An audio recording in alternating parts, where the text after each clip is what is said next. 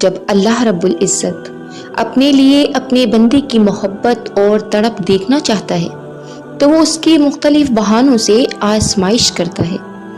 اس آزمائش میں وہ اسے اکیلا نہیں چھوڑتا، بلکہ وہ اسے مختلف ذریعوں سے مدد اور نشانیاں بھیجتا ہے اور امید پہنچاتا رہتا ہے تاکہ اس کا بندہ تھک کر راستے میں ہی نہ رک جائے، مدد کی فریاد کرتے ہوئے مایوس ہی نہ ہو جائے۔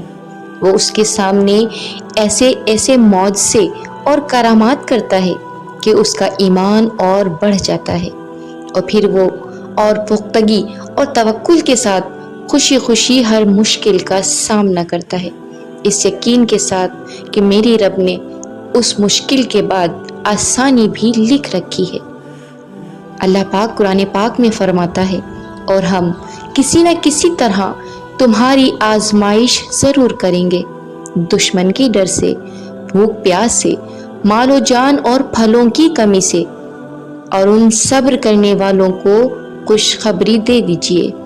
کیا ہی خوبصورت لمحہ ہوتا ہے جب خود خالق اپنے مخلوق کی محبت اور تڑپ دیکھنے کی چاہ رکھتا ہے، جب وہ کسی اور کو اپنے لیے منتخب کر لیتا ہے، جب وہ اسے تہجد کے سجدوں کی لذتوں سے آشنا کرتا ہے۔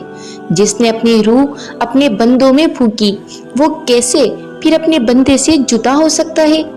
یہ ڈوبتی ابھرتی دھڑکنیں اور سانسوں کی روانی سب اسی کے خالق ہونے کا پتہ دیتی ہیں، یہ بتاتی ہیں کہ اس کے بغیر تمہارا کوئی وجود نہیں اور نہ ہی کوئی ہستی ہے۔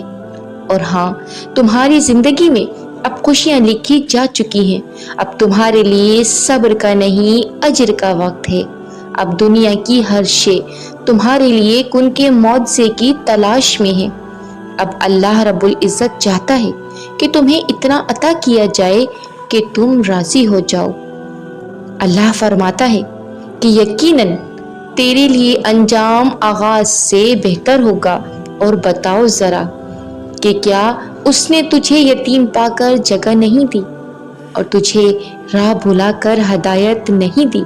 اور بے شک قریب ہے کہ تمہارا رب تمہیں اتنا دے گا کہ تم راضی ہو جاؤ گے۔ جیسے خزاں کے بعد بہار اجڑے ہوئے باغ کو پھر سے لہلہاتے ہوئے پھولوں سے بھر دیتی ہے نا، بالکل ایسے ہی اللہ رب العزت تمہاری زندگی میں بھی خوشیوں کی مہک بھر دے گا، اس لیے کہ جو 7 زمینوں اور 7 آسمانوں میں رہنے والی ہر شے کا نظام سنبھالے ہوئے ہے۔ کیا ایسا ہو سکتا ہے کہ تم تکلیف میں مبتلا ہو اور وہ تمہارے درد کی دوا نہ کرے؟ اللہ تعالیٰ کسی جان کو اس کی طاقت سے زیادہ تکلیف نہیں دیتا۔ زندگی میں کبھی کوئی اپنا چھوڑ جاتا ہے، کبھی کوئی منچاہی چیز ہاتھ میں آتے آتے نکل جاتی ہے، کبھی امیدوں کے جگنوں تھما کر ہم سے چھین لیے جاتے ہیں، کبھی وعدوں کو وفا نہیں کیا جاتا، کبھی الفاظ سے پھر جاتے ہیں بڑے بڑے بول بولنے والے، تو کبھی بہت سے کاموں میں بری طرح ناکامی کا منہ دیکھنا پڑتا ہے۔ الغرض زندگی انہی سبھی چیزوں کا نام ہے۔ کبھی نوازا جاتا ہے بے حساب، کبھی نواز کر آزمایا جاتا ہے، کہیں بن کہے سب کچھ مل جاتا ہے، اور کہیں سالہ سال خالی جھولیاں پھیلائی جاتی ہیں۔ مانتی ہوں کہ زندگی میں کبھی کبھار آزمائش بہت سخت ہو جاتی ہے، لیکن کبھی بھی مایوسی کو اپنے اندر اس حد تک سرایت نہ کرنے دیں کہ آپ کا اس بات سے یقین ہی اٹھ جائے کہ اچھا وقت بھی آئے گا، کیونکہ یہ تو طے ہے، وقت ہمیشہ ہوتا ہی گزرنے کے لیے ہے، چاہے اچھا ہو یا برا وقت گزر ہی جاتا ہے۔ اطمینان رکھے، جس نے آپ کو پیدا کیا ہے نا، وہ آپ سے ایک لمحے کے لیے بھی غافل نہیں ہوا، وہ آپ کے لیے بہت بہتر تدبیر کیے ہوئے ہے، بس ساری بات ہی یقین کی ہے۔ مایوس بھی ہیں تو بھی صبر شکر کا دامن تھامے رکھیے، اجر عظیم پائیں گے۔ اور وہی ہے جو لوگوں کے نا امید ہو جانے کے بعد بارش برساتا ہے اور اپنی رحمت پھیلا دیتا ہے، وہی ہے کارساز اور قابل حمد و ثنا۔ جیسے آسمان پر اچانک سے نمودار ہونے والی کالی گھٹائیں، تیز ہوائیں اور بادلوں کی گرج چمک سے رحمت الہی کی نوید ملتی ہے۔ بالکل ایسے ہی جب حالات ایسے مقام پر پہنچ جائیں کہ جہاں لگے کہ اب صبر کا آخری مقام ہے، وہیں سمجھ جائیں کہ اب آسانی آپ کا مقدر ہے۔